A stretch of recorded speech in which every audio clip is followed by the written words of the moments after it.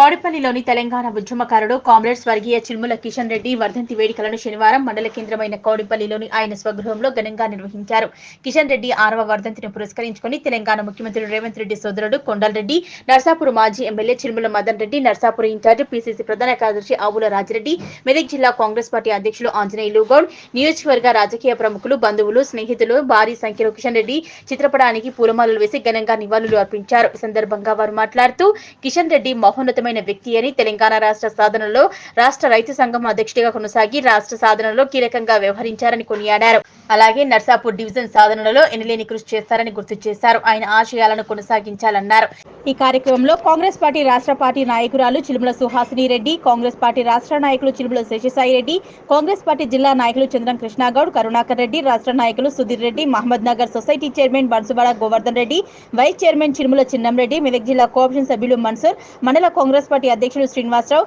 NSUI జాతీయ నాయకులు చర్ల మణిదీప్,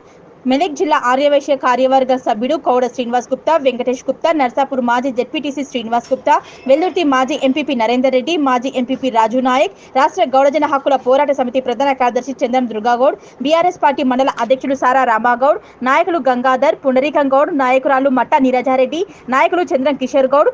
మక్బుల్, నియోజకవర్గ స్థాయి ప్రముఖులు, నాయకులు, స్నేహితులు, బాంధవులు, కార్యకర్తలు పెద్ద ఎత్తున పాల్గొన్నారు.